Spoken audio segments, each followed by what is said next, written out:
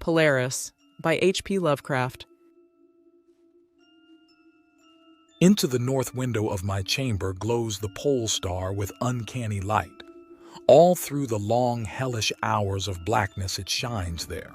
And in the autumn of the year, when the winds from the north curse and whine, and the red-leaved trees of the swamp mutter things to one another in the small hours of the morning under the horned, waning moon, I sit by the casement and watch that star. Down from the heights reels the glittering Cassiopeia as the hours wear on, while Charles's Wain lumbers up from behind the vapor-soaked swamp trees that sway in the night wind. Just before dawn, Arcturus winks ruddily from above the cemetery on the low hillock, and Coma Berenice's shimmers weirdly afar off in the mysterious east.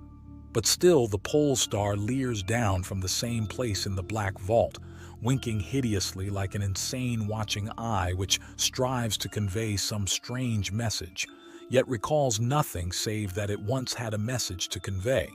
Sometimes when it is cloudy I can sleep. Well, do I remember the night of the great aurora, when over the swamp played the shocking coruscations of the demon light. After the beams came clouds, and then I slept. And it was under a horned waning moon that I saw the city for the first time. Still and somnolent did it lie, on a strange plateau in a hollow betwixt strange peaks. Of ghastly marble were its walls and its towers, its columns, domes, and pavements. In the marble streets were marble pillars, the upper parts of which were carven into the images of grave bearded men. The air was warm and stirred not, and overhead, scarce 10 degrees from the zenith, glowed that watching pole star. Long did I gaze on the city, but the day came not. When the red Aldebaran, which blinked low in the sky but never set, had crawled a quarter of the way around the horizon, I saw light and motion in the houses and the streets. Forms strangely robed but at once noble and familiar walked abroad, and under the horned waning moon men talked wisdom in a tongue which I understood, though it was unlike any language I had ever known. And when the red Aldebaran had crawled more than halfway around the horizon, there were again darkness and silence. When I awaked, I was not as I had been. Upon my memory was graven the vision of the city, and within my soul had arisen another and vaguer recollection of whose nature I was not then certain. Thereafter, on the cloudy nights when I could sleep, I saw the city often, sometimes under that horned waning moon, and sometimes under the hot yellow rays of a sun which did not set, but which wheeled low around the horizon. And on the clear nights the pole star leered as never before. Gradually I came to wonder what might be my place in that city on the strange plateau betwixt strange peaks. At first content to view the scene as an all-observant, uncorporeal presence, I now desired to define my relation to it, and to speak my mind amongst the grave men who conversed each day in the public squares. I said to myself, this is no dream, for by what means can I prove the greater reality of that other life in the house of stone and brick south of the sinister swamp and the cemetery on the low hillock, where the pole star peers into my north window each night?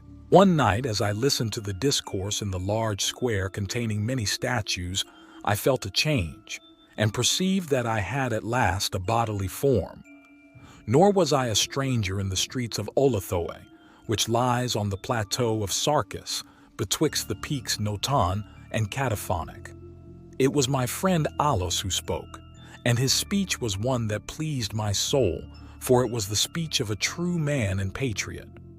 That night had the news come of Dikos' fall, and of the advance of the Anutos, squat, hellish, yellow fiends who, 5 years ago, had appeared out of the unknown west to ravage the confines of our kingdom, and finally to besiege our towns. Having taken the fortified places at the foot of the mountains, their way now lay open to the plateau, unless every citizen could resist with the strength of 10 men. For the squat creatures were mighty in the arts of war, and knew not the scruples of honor which held back our tall, gray-eyed men of Lomar from ruthless conquest. Alos, my friend, was commander of all the forces on the Plateau, and in him lay the last hope of our country. On this occasion he spoke of the perils to be faced, and exhorted the men of Olathoe, bravest of the Lemurians, to sustain the traditions of their ancestors, who, when forced to move southward from Zobna before the advance of the great ice sheet, even as our descendants must someday flee from the land of Lomar, valiantly and victoriously swept aside the hairy, long-armed cannibal Nofkes that stood in their way. To me, Alos denied a warrior's part, for I was feeble and given to strange faintings when subjected to stress and hardships. But my eyes were the keenest in the city, despite the long hours I gave each day to the study of the Nacadic manuscripts and the wisdom of the Zobnarian fathers. So my friend, desiring not to doom me to inaction, rewarded me with that duty which was second to nothing in importance. To the watchtower of Thapnan he sent me, there to serve as the eyes of our army. Should the Inutos attempt to gain the citadel by the narrow pass behind the Peak Noton, and thereby surprise the garrison, I was to give the signal of fire which would warn the waiting soldiers and save the town from immediate disaster. Alone I mounted the tower, for every man of stout body was needed in the passes below. My brain was sore dazed with excitement and fatigue, for I had not slept in many days, yet was my purpose firm, for I loved my native land of Lomar, and the marble city of Olathoe that lies betwixt the peaks of Noton and Cataphonic. But as I stood in the tower's topmost chamber, I beheld the horned waning moon, red and sinister, quivering through the vapors that hovered over the distant valley of Bainoff. And through an opening in the roof glittered the pale pole star, fluttering as if alive and leering like a fiend and tempter.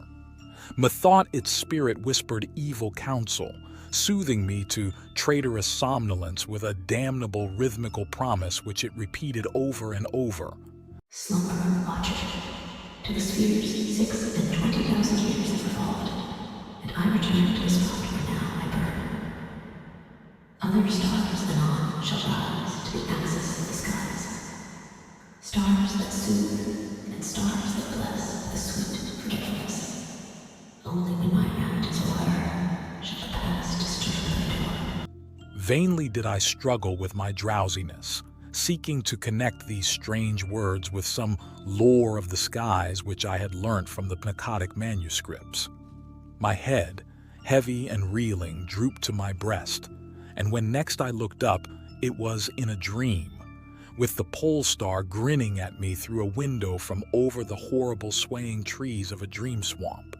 And I am still dreaming. In my shame and despair, I sometimes scream frantically, begging the dream creatures around me to waken me ere the Inutos steal up the pass behind the Peak Noton and take the citadel by surprise.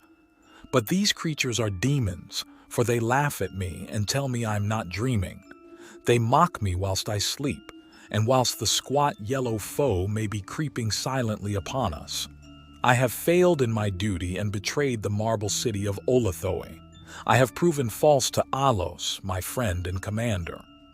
But still these shadows of my dream deride me. They say there is no land of Lomar, save in my nocturnal imaginings, that in those realms where the pole star shines high and red, Aldebaran crawls low around the horizon. There has been naught save ice and snow for thousands of years, and never a man save squat yellow creatures, blighted by the cold, whom they call Eskimo.